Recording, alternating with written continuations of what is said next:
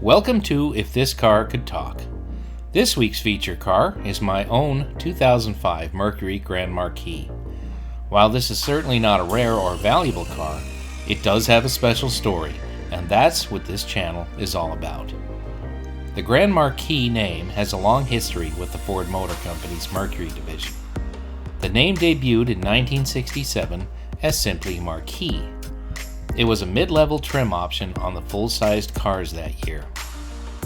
Each year thereafter, the name stayed and it was generally assigned to cars in the mid-series of the full-size lineup for Mercury until 1974 when the Grand Marquis name first appeared as a trim option on the Marquis Brougham cars. The following year, it became a standalone model.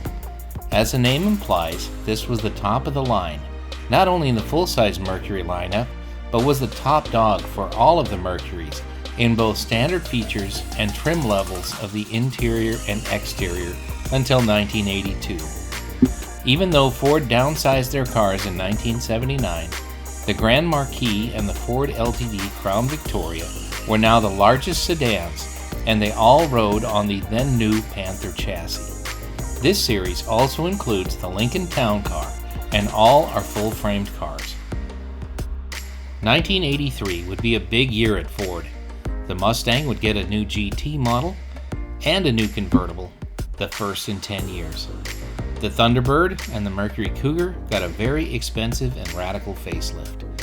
And the Ford Fairmont Mercury Zephyr and Ford Granada Mercury Monarch would be dropped for the lineup, replaced by another pair of Fox bodies, the LTD and the Marquis. Available only as four-door models, they carried the torch for those buyers that wanted a smaller, yet still roomy automobile. Fuel economy was beginning to concern a lot of buyers. In the truck lineup, a new compact pickup called Ranger would be introduced, leaving the Courier as a now defunct model as well. At the end of 1986, the smaller LTD Marquis was dropped, leaving the Mustang and the Capri as the only Fox bodies. Ford would focus their marketing efforts on the full-size cars, the F-Series and Bronco, the sporty Thunderbird and Cougar, and their new line of compact world cars, the Ford Escort and the Mercury Lynx. The 1983 Grand Marquis and their Crown Victoria cousins were very big sellers. People still loved full-sized, full-framed cars, and Ford was a leader in this category, as they had always been. The Grand Marquis was offered as both a two- or a four-door sedan until the end of 1987. The two-door cars are very well proportioned, but Ford was seeing that most of their big car buyers wanted or needed four doors. Of course, full-size station wagons were still selling well in both makes. Unlike the LTD Crown Victoria wagon that could be had with or without the simulated wood sides, the Mercury version only had the faux wood paneling. These cars were called Colony Park, a name that goes back to 1957. Incidentally, the new Mercury logo, called the Flying M or the Waterfall, debuted in 1984 and was used on all Mercury models until the division's demise in 2011. The first generation Panther Ford Mercs were built until the end of the 1991 model year. During those years, Ford sold 987,818 cars. By the end of this generation, the tried and true 302 V8 and the AOD transmission were the only drivetrains available, and many of these cars ran for 500,000 miles or more. For 1992, full-size Ford Mercury buyers found their local showrooms displaying a totally redesigned car, available only as a four-door sedan. The two-door was never to make a return, and the station wagons were also dropped. The big news was under the skin, an all-new chassis, and now the engine was the modular 4.6-liter V8. It would power these cars until the end of production, albeit in several different versions. These cars remained virtually unchanged until the end of 1997. Sales continued to be strong. 688,107 cars were sold with the flying M in the grille. The third generation was rather brief, 1998 until the end of 2002.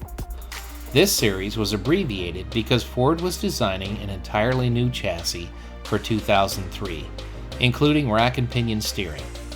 Still, this 5-year interim saw Mercury selling 606,206 units. The fourth generation was the Panther car's last hurrah. The first 2 years saw a performance model called the Marauder, and it was built in very limited numbers. These are still sleeper cars for collectors to buy. Many are high mileage examples or have been modified. It's best to find a low mileage untouched Marauder if a collector is seeking an investment type car. The production numbers for this generation show that customers were buying other cars in this now overcrowded class. But still, Mercury showrooms were visited by 434,548 people who all bought a Grand Marquis. The 4th gen Crown Vics were not sold to the public after the 2008 model year. Production on these cars continued until the end of 2011, but for the last 3 years, the Vics were relegated to police and taxicab clients only. So to call the Grand Marquis a sales success would be a bit of an understatement. Since becoming its own model in 1983, Ford built 2,716,679 of these iconic cars. In 2010, the Grand Marquis nameplate exceeded the Cougar as the longest-running continuous model name in Mercury history. This particular Mercury I'm featuring this week is my own car. Yes, it's not perfect, is never going to be collectible, but I love it, and it has an interesting story to tell. It was one of 66,133 units assembled at the St. Thomas plant in Ontario, Canada. Let me tell you all about this beauty. It was bought new at Gent Motors, a Lincoln Mercury dealer in Fort Collins, Colorado by an elderly lady. She treated it well, and because she spent winters in Arizona, it was only driven for about 6 months a year, and even then very sparingly. Sadly, she passed away in 2011, at which time her son got the car. He didn't want what he called an old lady car, so he traded it in for a new GMC pickup. I found the car the day it made it to the dealer's used car lot. It was fortunate timing that we were looking for a car just like this. At that time, it only had 24,000 miles. It's been washed twice a week since then, detailed every 3 months. All of the routine maintenance is always done on time, and this Mercury has provided us with over 100,000 trouble-free miles. It still runs like a champ. Last week, we took it on a road trip to visit a vintage car salvage yard, and it got 25 miles per gallon, and we had the AC on the whole time. We've been to Las Vegas, through much of Colorado, New Mexico, and Utah, and now we're exploring our new home state of Arizona. Every weekend's an adventure.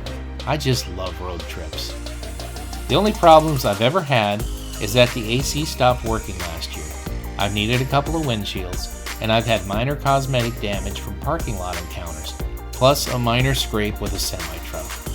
I recently had my front driver's seat reupholstered, and my non-working compass was sent to Missouri for repair, and now it works better than ever. Everything works well, and I think it looks better than most of the newer models I see on the road nowadays. I hope to have this Grand Marquis, my 8th Panther car by the way, for many years to come.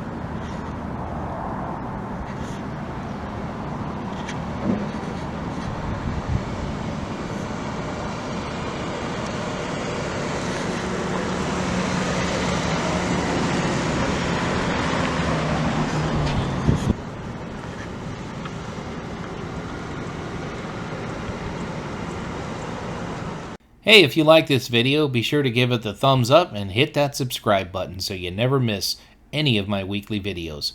I also welcome your comments.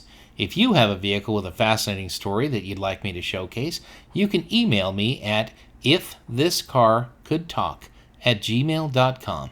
Maybe you'll see it here and share your story with the world. Until next time.